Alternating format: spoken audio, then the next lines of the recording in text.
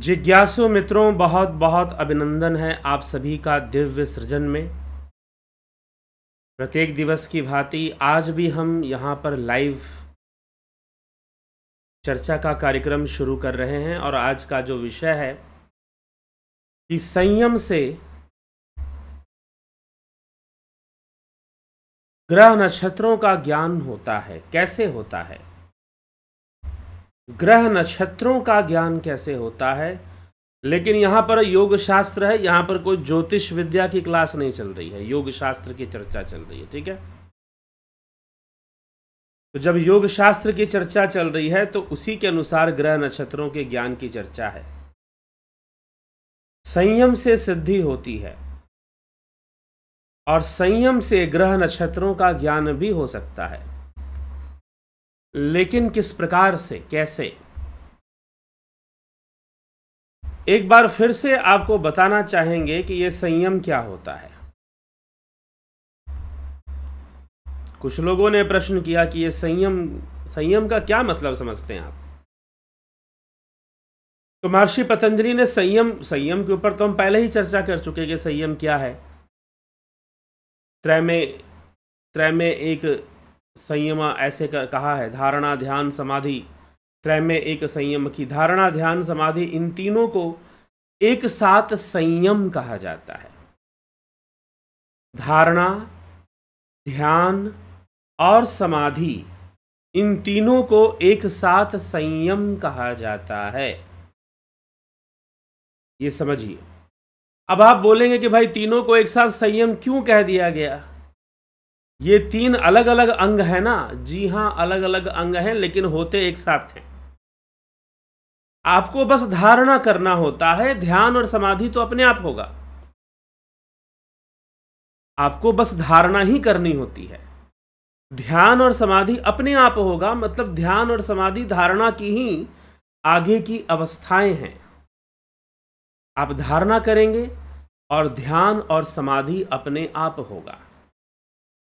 तो जब समाधि की अवस्था बनेगी तो उस जिस भी विषय में धारणा की गई है उसके साथ एक रूपता स्थापित होगी।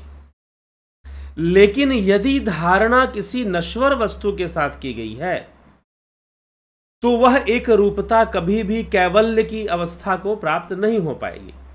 अर्थात कैवल्य मतलब जो चित्त का संपूर्ण लय होना ब्रह्म में, वो कभी भी फिर नहीं हो पाएगा यदि नश्वर वस्तुओं में धारणा होती है। तो कहने का तात्पर्य, हां, ये हो सकता है कि प्रारंभिक साधना में योगी बाह्य वस्तुओं का सहारा ले, लेकिन बाद में वो पूरी तरह से अंतर्मुखी हो जाता है और अंतर्ध्यान ही करता है, बाहर की वस्तुओं पे ध्यान नहीं लगाता। लेकिन योगी के अंदर धारणा की परिपक्वता से, ध्यान की परिपक्वता से ये शक्ति जरूर विकसित हो जाती है कि वह किसी भी वस्तु में अपनी धारणा को स्थापित कर सकता है और धारणा से ध्यान कर कर उसका ही रूप बन सकता है, उस वस्तु पर या उस विषय पर पूर्ण नियंत्रण ला सकता है। अर्थात योगी प्रकाश तत्व की धारणा कर कर उस पर नियंत्रण ला सकता है। ज्योतिषमती रूप पर धारणा कर कर वो दिव्य दृष्टि और गुप्त चीजों को देख सकता है। दूरदृष्टि को जो संजय को प्राप्त हुई, कल हमने इस पर चिंतन किया। तो यहां पर संयम कहने का अर्थ है धारणा ध्यान समाधि। तो ध्यान और समाधि आप करते नहीं हैं, आप धारणा करते हैं। ध्यान और समाधि अपने आप होती है, धारणा की परिपक्वता से होती है।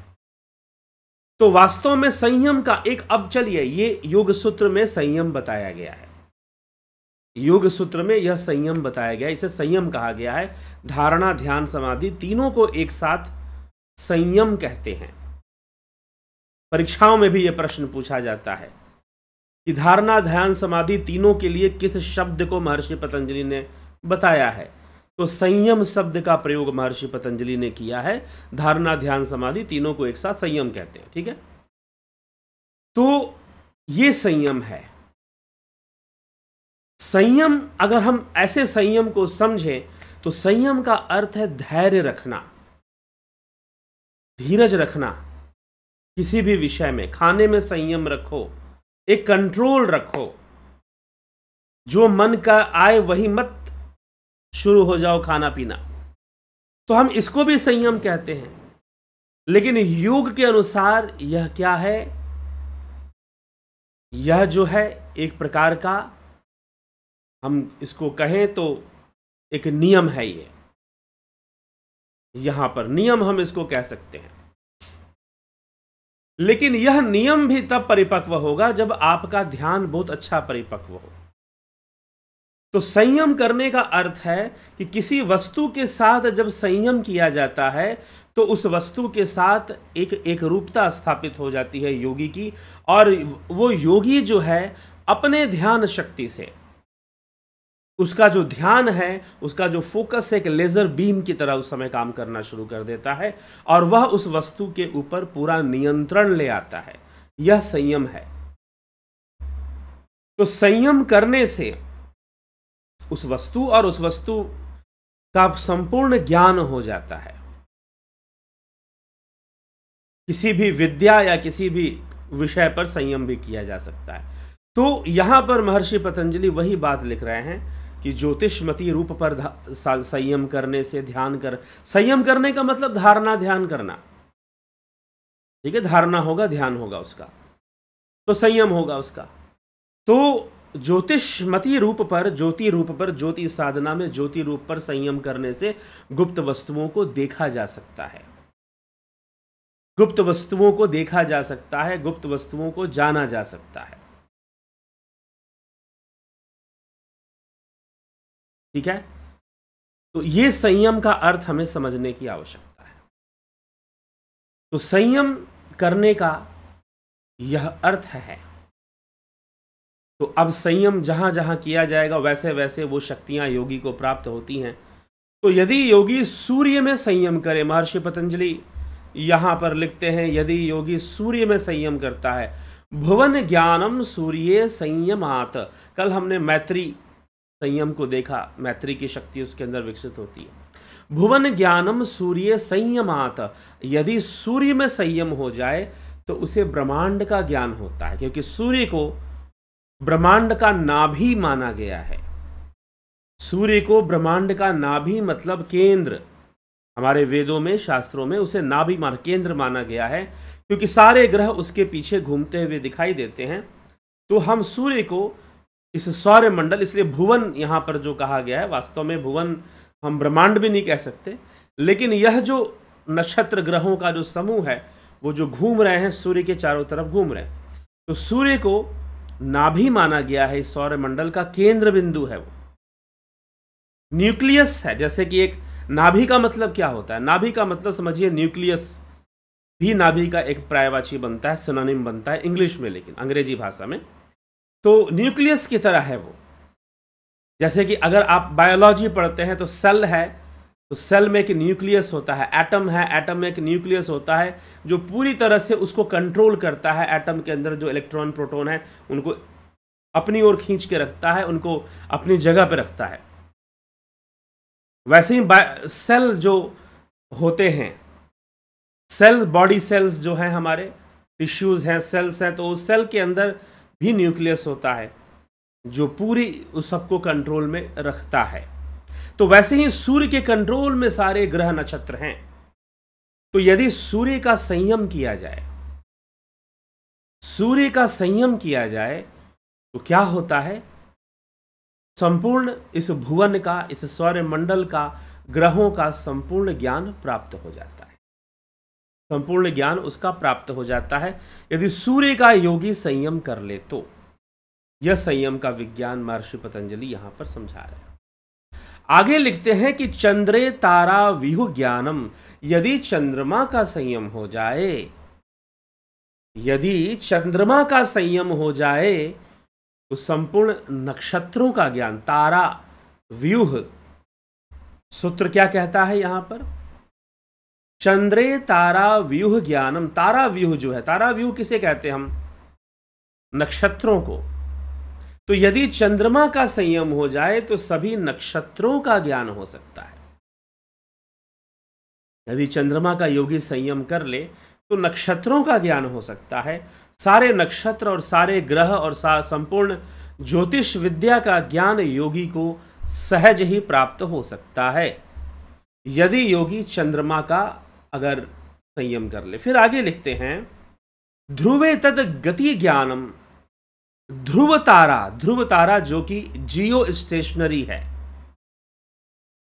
जी हां, ध्रुव तारा क्या है? जियो स्टेशनरी है। आपने जियो स्टेशनरी का क्या मतलब होता है? जियो स्टेशनरी सैटेलाइट्स बनाते हैं हम लोग। जियो स्टेशनरी सैटेलाइट क्या होते हैं? जियो स्टेशनरी सैटेलाइट जो होते हैं वो मान लीजिए कि भारत ने छोड़ा आकाश में, तो वो ऐसी जगह पर जैसे पृथ्वी की गति घूम रही है वैसे वो भी घूमता रहेगा, धरती के साथ वो भी घूमेगा और वो हमेशा हमारे ही ऊपर रहेगा, अपनी जगह कभी छोड़ेगा नहीं, जैसे कि ध्रुव तारा होता है। ध्रुव तारा आपको स्थिर तारा है, वो कभी घूमते हुए दिखाई नहीं देता। सारे नक्षत्र घूम रहे हैं, सारे ग्रह घूम रहे हैं, लेकिन ध्रुव तारा नहीं घूमता। इसका मतलब क्या वो स्थिर एक जगह पर है? जी नहीं, स्थिर वो भी नहीं, घूम तो रहा है लेकिन वो पृथ्वी के साथ साथ घूम रहा है, इसीलिए हमें वो हमेशा एक जगह दिखाई देगा। जैसे कि यदि आप शाम को, अगर आपने ऐसे खेल खेले हों, बचपन में हम लोग बड़ा गौर करते थे और शायद कोई टीचर थे वो कहते थे कि आकाश में देखा करो, तब आसमान भी बहुत साफ दिखाई देता था। आजकल तो कई शहरों में आसमान ही साफ नहीं दिखाई देता, बड़े बड़े तारे क्या देखेंगे बच्चे। तो आप बहुत आसानी से कॉन्स्टलेशंस, जो नक्षत्र हैं, तारा समूह हैं, जैसे कि पुच्छल तारा है, सप्तऋषि है और कई जो है कॉन्स्टलेशन के अलग अलग नाम हैं। तो स्कॉर्पियो की तरह होता है, बिच्छू की तरह एक होता है, और कई नाम हैं ऐसे कॉन्स्टलेशंस के, नक्षत्रों के। तो वो जो नक्षत्र हैं दिखाई देते, खुली आंखों से दिखते हैं कई नक्षत्र। और जो आज तो मुझे लगता है कि बहुत सारे ऐसे भी पेरेंट्स होंगे कि जिनको पहचान ही ना हो कि आकाश में वो नक्षत्रों को देख सके। हाँ, आप प्लानिटोरियम में जाओगे तो वहाँ पर बहुत बड़े बड़े टेलीस्कोप लगे होते हैं, तो उसके माध्यम से आप देख सकते हैं, ठीक है। नहीं तो बहुत सारे नक्षत्र खुली आंखों से भी तारा समूह दिखाई देते हैं। तो उनका जो ज्ञान है, उनमें जो ध्रुव तारा है, आप देखोगे हमेशा एक ही जगह पे होता है, वो कभी हिलता डुलता नहीं है।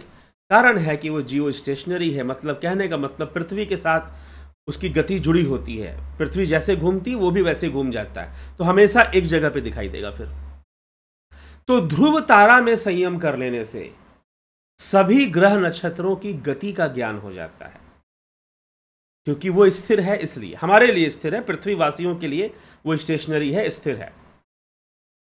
तो सारे ग्रहों की गति का ज्ञान हो जाएगा, मूवमेंट का ज्ञान हो जाएगा यदि ध्रुव तारा में योगी संयम कर ले तो संयम से मिलने वाली सिद्धियां और जो योग बल है, योग सिद्धियां हैं, उसका महर्षि पतंजलि यहां पर चर्चा कर रहे हैं। तो अब चंद्रमा से तारा समूह, सूर्य से संपूर्ण सौर मंडल या भुवन कहा गया, और ध्रुव तारे से मूवमेंट, जो ग्रहों की मूवमेंट हो रही है। अरे भाई, बिना बहुत बड़ा टेलीस्कोप का इस्तेमाल किए हमारे योगियों ने, ऋषि मुनियों ने ग्रहों की सही सही स्थिति बताई, और उन्होंने ऐसा कैलेंडर बना दिया जिसमें कि सूर्य ग्रहण और चंद्र ग्रहण पहले से बताया जा सकता है, ठीक है, पहले से बताया जा सकता है। और उन्होंने बहुत सारी चीजें पहले से बताई, लेकिन हमारे अंदर, इंडियंस के अंदर एक डिमोरलाइजेशन का भाव पैदा किया गया, और वो उनमें कई बार ऐसे लोग ही थे जो स्वयं ही भारतीय थे कि भाई तुम पिछड़े हुए हो, तुम्हारा विज्ञान किसी काम का नहीं है, भारत ने कभी वर्ल्ड को कुछ भी नहीं दिया, इस तरह की बातें। लेकिन आप पाश्चात्य दर्शन पढ़ोगे, जबकि आइंस्टाइन ने कहा था कि mathematics is discovered by India,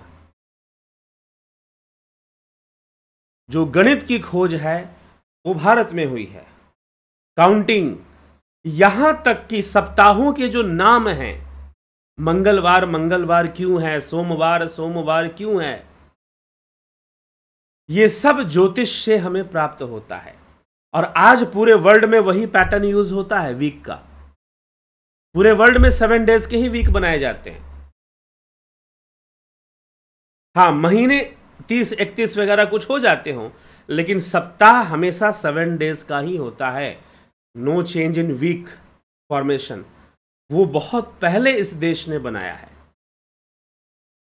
और समाज को दिया है, लोगों ने उसे अपनाया है। तो इसीलिए ये जो फिलॉसफी का जो कोर्स चल रहा है, उसके माध्यम से भी आप बहुत कुछ जान पाएंगे कुछ ऐसे विषयों में कि बहुत साल पहले, 2500 साल पहले जो दार्शनिक यूरोप में हुए, उन्होंने क्या क्या जानकारियां दी, क्या क्या बताने की कोशिश की, और वो लोग कैसे कैसे बातें बताते थे और कहां से लेते थे। बहुत सारी बातें हैं इसमें।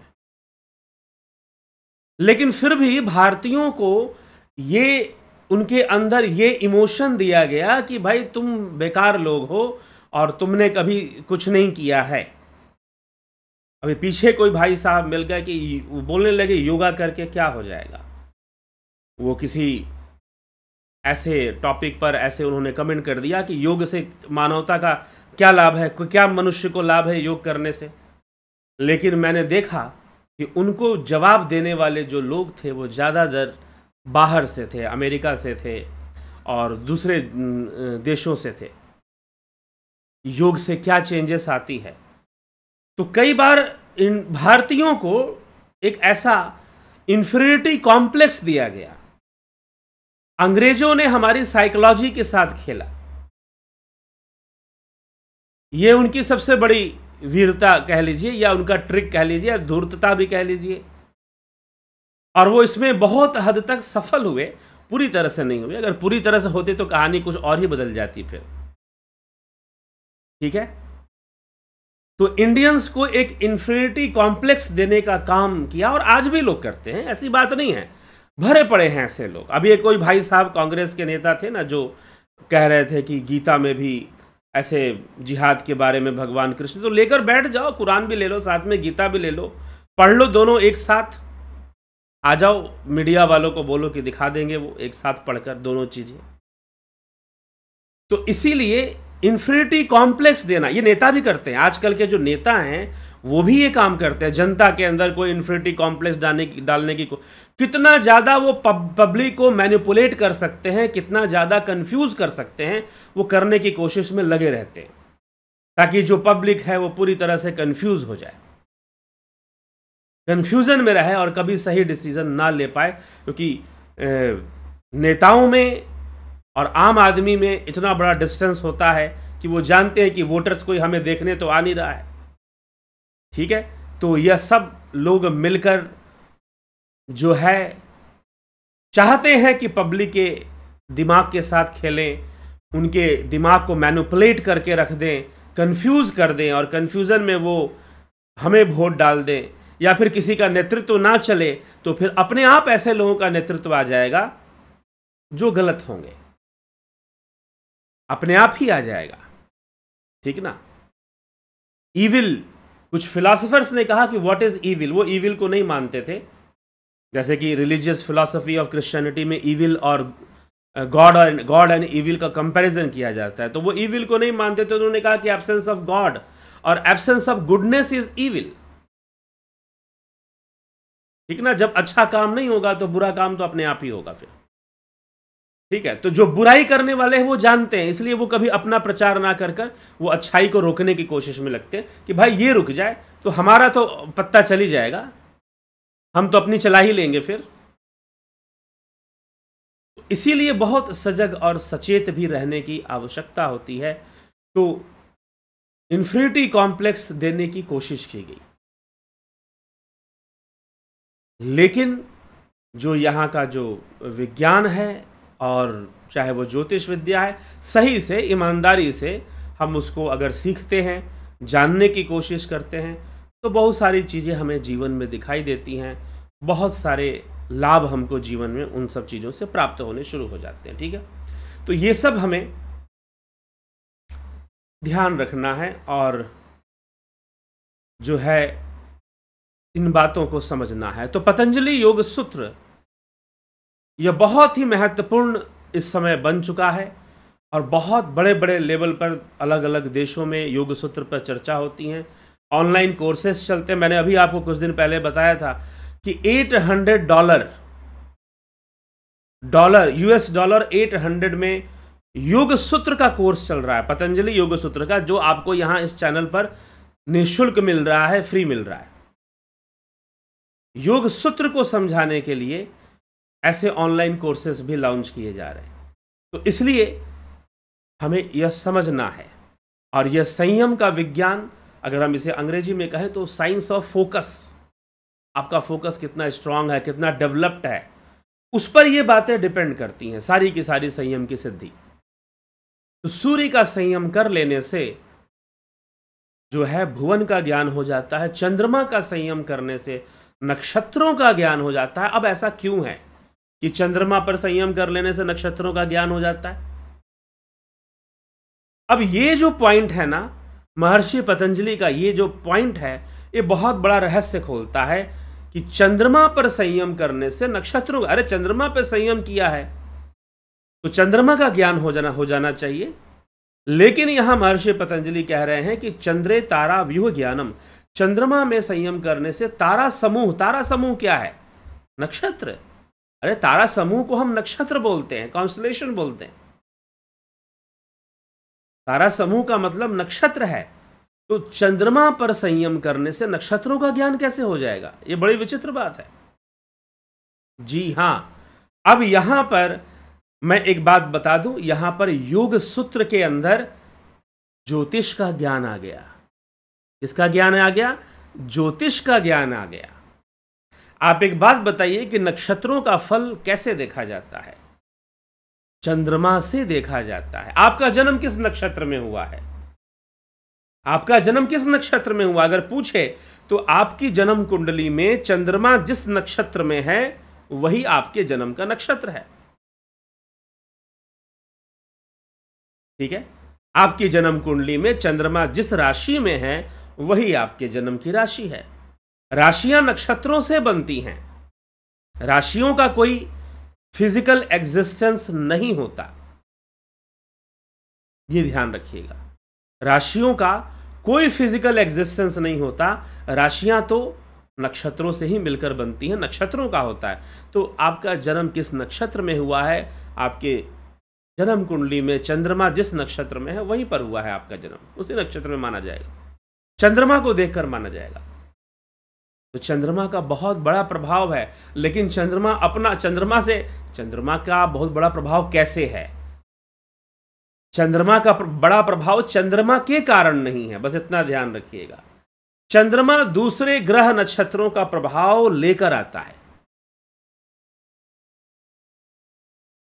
ठीक है, तो नक्षत्रों का बहुत महत्व होता है, इसलिए चंद्रमा के कारण नक्षत्रों का ज्ञान हो जाता है। आप जान जाएंगे कि नक्षत्र क्या है। ध्रुव तारा जियो स्टेशनरी है, स्थित है, घूमता नहीं, हमें हुआ नजर नहीं आता है। तो इसी कारण से हम बाकी सबकी गति का कंपैरिजन कर लेते हैं ध्रुव तारा से। ग्रह नक्षत्रों की गति को हम देख सकते हैं, पता कर सकते हैं ध्रुव तारे को देखकर। तो इस तरह से भी कहा जाता है। ठीक है, तो इसलिए योगी को अपने योग बल से, वैसे कहते हैं कि सुषुम्ना के अंदर नाड़ियां होती हैं, जैसे चित्रा नाड़ी और नाड़ियों की जो बात की गई है, सुषुम्ना के अंदर जो नाड़ियां होती हैं उनके जागृत होने से भी ज्योतिष का ज्ञान हो जाता है। एक नाड़ी उसमें ज्योतिष पिंड नाड़ी के नाम से भी जानी जाती है। शायद चित्रा को या किसी अन्य नाड़ी का दूसरा नाम या सुषुम्ना का ही दूसरा नाम ज्योतिष पिंड भी है। तो उससे योगी को ज्योतिष का बहुत अच्छा ज्ञान हो जाता है और वो ग्रहों के प्रभाव को सीधा देख सकता है, बिना, अगर वो बहुत गहरा अध्ययन ना भी किया हो उसने ज्योतिष विद्या का, तो भी वो बहुत कुछ देख सकता है, जान सकता है। ठीक है, तो यह ज्योतिष का ज्ञान, ग्रह नक्षत्रों का संपूर्ण ज्ञान योगी को होने लग जाता है संयम से, यदि वो संयम कर ले ग्रह नक्षत्रों के ऊपर। तो ठीक, तो महर्षि पतंजलि यहाँ पर 3 ग्रह नक्षत्रों और ब्रह्मांड के ज्ञान के लिए, कॉस्मोलॉजी के नॉलेज के लिए वो कहते हैं कि 3 प्रकार की अगर संयम कर लिया जाए, सूर्य का संयम, चंद्रमा का संयम और ध्रुव तारा का संयम, पोल स्टार जिसको हम कहते हैं, तो सूर्य का संयम, चंद्रमा का संयम और ध्रुव तारा का संयम कर लेने से उसे संपूर्ण ग्रह नक्षत्रों और उन ग्रह नक्षत्रों की जो चाल है, गति है, उनका जो गोचर है, उनका जो ट्रांजिट है, उसका ज्ञान सरलता से योगी प्राप्त कर, सहजता और सरलता से उसे उनका ज्ञान हो जाता है। महर्षि पतंजलि ये यहां पर उनके कहने का यह तात्पर्य है। ठीक है, तो हमें भी इस प्रकार से ये समझना चाहिए। और ये जो दशाएं चलती हैं ना, महादशा और दशाएं, विषोंतरी दशाएं जो आपके जन्म कुंडली में चलती हैं, वह भी ऐसे ही चलती हैं। अभी ज्योतिष का कोर्स हम चला नहीं रहे हैं, लेकिन भविष्य में कभी इसको जरूर दोबारा शुरू किया जाएगा। अत्यधिक व्यस्तता भी है, समय भी नहीं है, जिस कारण से ज्योतिष के कोर्स को कंटिन्यू हम नहीं कर रहे हैं। लेकिन जो है भविष्य में ज़रूर उसको अच्छे से एक कोर्स, क्योंकि यह ज्योतिष कोर्स, देखिए कहने के लिए ज्योतिष कोर्स कहा जा सकता है, लेकिन ज्योतिष जो है वो बहुत बड़ा विषय है, छोटा विषय नहीं है। आप इसमें ग्रेजुएशन एमए करेंगे तब जाकर शायद कुछ आदमी मतलब कि अच्छे से कुछ समझ पाता है, लेकिन फिर भी बहुत कुछ समझने के लिए बहुत सारी चीज़ें फिर भी कोर्स के अंदर 2 महीना 3 महीने के कोर्स के अंदर बताई जा सकती हैं। तो चलिए वो भविष्य में कभी इसका प्रयास किया जाएगा। तो जो दशाएं चलती हैं, महादशाएं चलती हैं, वह जिस नक्षत्र में आपका जन्म हुआ है, किस नक्षत्र में हुआ है, जिस नक्षत्र में चंद्रमा है, उस नक्षत्र में आपका जन्म हुआ है, और उस नक्षत्र का जो स्वामी ग्रह है, उसी से आपकी दशा शुरू होती है, उसी से आपकी दशा शुरू होती है। जन्म कुंडली में जो दशाएं शुरू होंगी, जिनको विषोंतरी दशा कहते हैं, तो नक्षत्रों का और चंद्रमा का कितना बड़ा महत्व है। चंद्रमा जिस नक्षत्र में बैठा, उस नक्षत्र का जो ग्रह स्वामी है, जन्म के समय उसी की दशा चलेगी, और फिर आगे उसी की सीक्वेंस में अलग अलग ग्रह आपके महादशाओं में आने शुरू हो जाएंगे, और फिर उसी के अंतर्गत अंतर, प्रत्यंतर, सूक्ष्म, प्राण दशाएं, 5 प्रकार की दशाएं होती हैं, वो भी आनी शुरू हो जाती। ठीक है, तो योगी को अपने आप इन विषयों का बृहद ज्ञान हो जाता है, संयम मात्र से। तो यह संयम, हाँ, निश्चय ही असाधारण विषय है, तो यह कोई साधारण विषय नहीं है, और ये साधारण बातें भी नहीं है। योग सूत्र में है, और योग सूत्र हमने पहले ही कहा कि यह जो कार्यक्रम है इसके लिए भी है, छात्रों के लिए है, जो नेट करते हैं, योगा में नेट का एग्ज़ाम देते हैं, और वैसे भी एग्ज़ाम्स दे रहे हैं, उन सब के लिए। तो ये जो एग्ज़ाम चल रहा है, उन सब के लिए यह सारी चीज़ें हैं। तो यह हमें समझना है, और समझकर हमें चलना है, और ग्रह नक्षत्रों का योगी बड़ी शीघ्रता से ज्ञान प्राप्त कर सकते हैं। सही, क्योंकि परीक्षाओं में पूछे जा सकते हैं कि भाई किसका संयम करने से कौन सी सिद्धि हो जाएगी, या कौन सा ज्ञान। ग्रह नक्षत्रों तारा समूह के ज्ञान के लिए महर्षि पतंजलि ने कौन सा संयम बताया है, ऐसे प्रश्न पूछे जाते हैं। आपको टिक मार्क करना होगा। तो ध्यान रखें, भुवन के ज्ञान के लिए, या ब्रह्मांड के ज्ञान के लिए, या सौरमंडल के ज्ञान के लिए सूर्य का संयम है। तारा समूह के ज्ञान के लिए, तारा व्यूह के ज्ञान के लिए चंद्र का संयम है। ग्रह नक्षत्रों की गति के लिए ध्रुव तारा का संयम है, पोल स्टार का संयम है। ठीक है, तो ये महर्षि पतंजलि ने बताया है, और इस पर प्रश्न बनते हैं। तो विद्यार्थी तो जरूर ध्यान रखें इसका। लेकिन संयम का विज्ञान, धारणा, ध्यान, समाधि, इन तीनों को ही एक साथ संयम माना जाता है, क्योंकि एक ही क्रिया है यह। और योगी अगर संयम इस प्रकार से करता है तो उसको बहुत अधिक लाभ प्राप्त होता है। लेकिन यह सब सिद्धियां योगी व्यर्थ ही नहीं करते, ऐसे ही उनको बहुत अधिक, क्योंकि ज्ञान तो बाधा बनता है, इसलिए अत्यधिक ज्ञान के चक्कर में भी नहीं पड़ते हैं, ये भी जान लूं वो भी जान लूं। बहुत आवश्यकता होने पर ही वो ऐसा कुछ करते हैं। चलिए ठीक है, आगे बढ़ते हैं। तो जिज्ञासुओं, अभी आप ये course Darshan online course on philosophy, तो फिलोसॉफी पर जो कोर्स है आप इसे ज्वाइन करना चाहते हैं, 1 दिन का समय है, 1 डे टाइम है, 2 तारीख है बस। कोर्स शुरू हो चुका है, लोगों को 3 वीडियोस मिल चुकी हैं। कोर्स तो अपने टाइम पर ही शुरू हुआ 29 तारीख को। अभी वीडियोस 1 दिन शायद ना मिले, तो जिनको ज्वाइन करना है वो ज्वाइन कर लें, उनका कोई नुकसान नहीं होगा। लेकिन आगे अगर आप ज्वाइन नहीं करते हैं तो फिर आप 2 तारीख के बाद, कल के बाद आप ज्वाइन नहीं कर पाएंगे। कल भर का समय है आपके पास, तो कल के बाद आप ज्वाइन नहीं कर पाएंगे इस कोर्स को। तो यह ऑनलाइन फिलॉसफी कोर्स चल रहा है इस प्रकार से। सनातन धर्म दर्शन को समझने हेतु भी यह कोर्स लॉन्च किया गया है, इसलिए यह भी आगे बढ़ रहा है। आप ज्वाइन करना चाहते हैं जरूर इसको ज्वाइन कर लें, ठीक है। कोर्स चल रहा है, आप 599 में पेमेंट कर कर आप ज्वाइन कर सकते हैं, या मार्च मेंबरशिप आप ज्वाइन कर सकते हैं। लेकिन आपको 1 महीने की मेंबरशिप को आगे कंटिन्यू रखना है, 2 महीने का मेंबरशिप रखना है, कहने का मतलब ये, तो आपने यह कंटिन्यूटी में एक रखना है आपको। और अगर आप मार्च मेंबरशिप ज्वाइन नहीं, तो अगर आप सीधा पेमेंट करके ज्वाइन करते हैं तो आप 599 देकर भी कर सकते हैं, 1100 रुपये देकर भी ज्वाइन कर सकते हैं। क्योंकि हमारा जहाँ तक इसका अंदाज़ा है ये कोर्स लंबा चलेगा।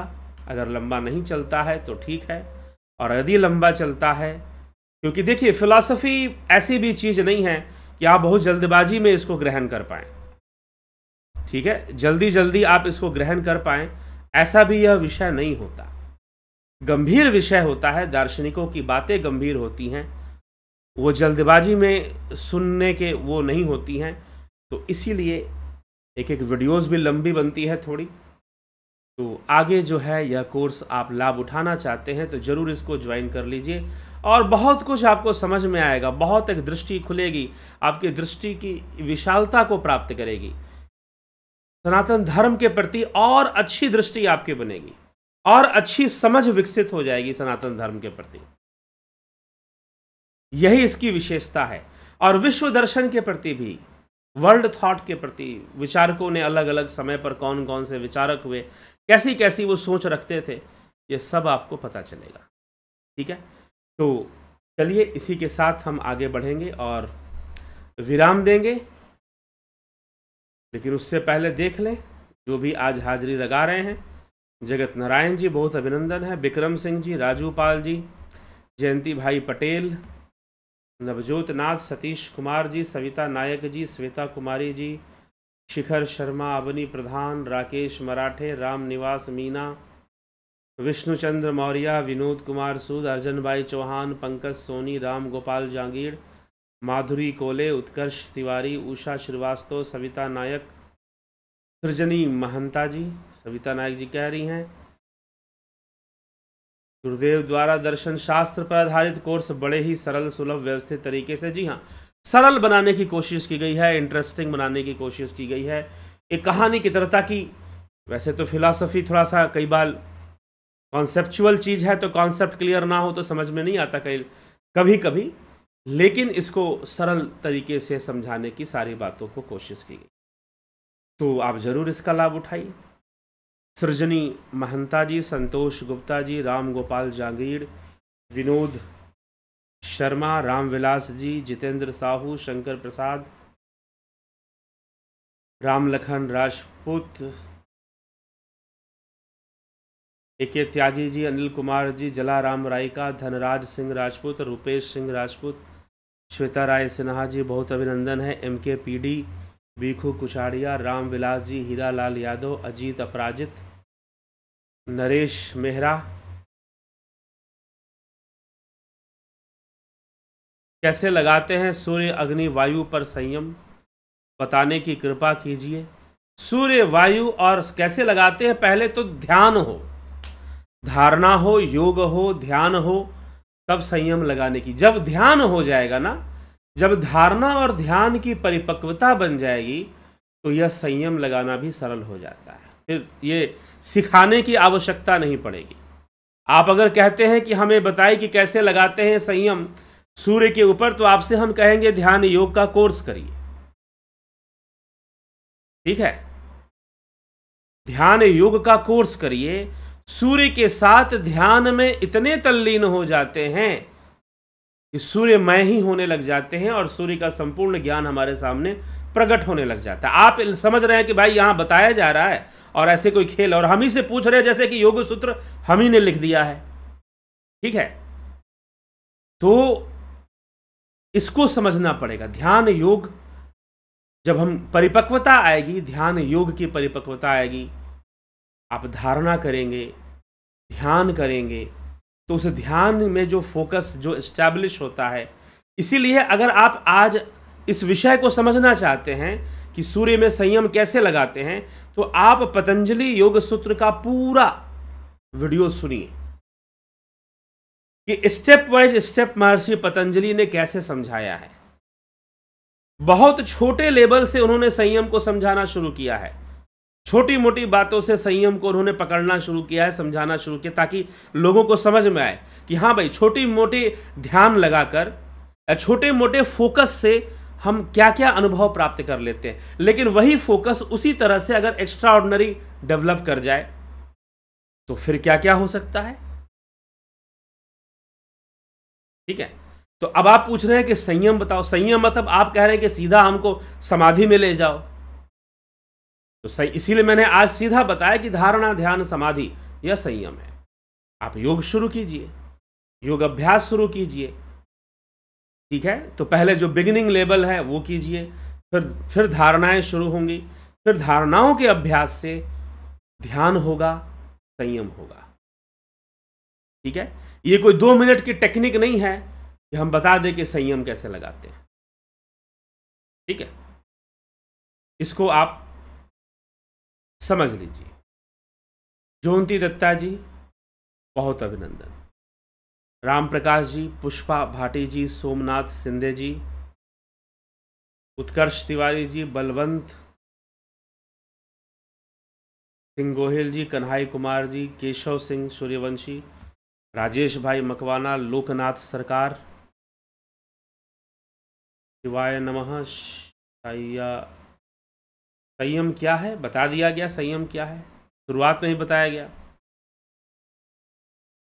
बबीता धीमान जी, जगत नारायण जी, फिलॉसफी का कोर्स बड़ा ही इंटरेस्टिंग है, आप सभी लोग कृपया इसे जरूर ज्वाइन करें, इसमें बहुत ही ज्ञान की चीज़ें हैं।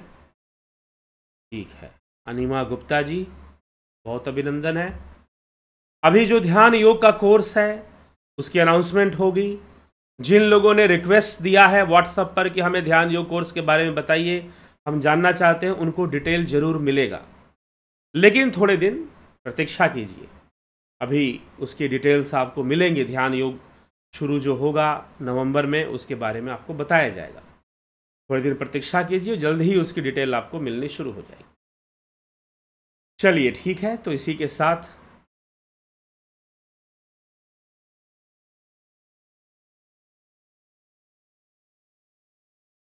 अजीत अपराजित कहते हैं कि प्रणव का कंटिन्यू प्रैक्टिस करने से स्वतः ही मन की चंचलता का शांत होना, चित्त वृत्तियों का निरोध होना, बुद्धि से अलिंग होना, अहंकार से शून्य, त्रिगुण का सम होना है। जी हाँ, बाला आहूजा भक्ति। जय सच्चिदानंद, जय सच्चिदानंद। चलिए, तो जिज्ञासुओं, आज हम इस कार्यक्रम को यहीं विराम देते हैं। कल फिर मिलते हैं आपसे 9 PM लाइव चर्चा में। कल फिर बात करते हैं आपसे 9 PM लाइव चर्चा में, ठीक है। बहुत बहुत आभार आप सभी का।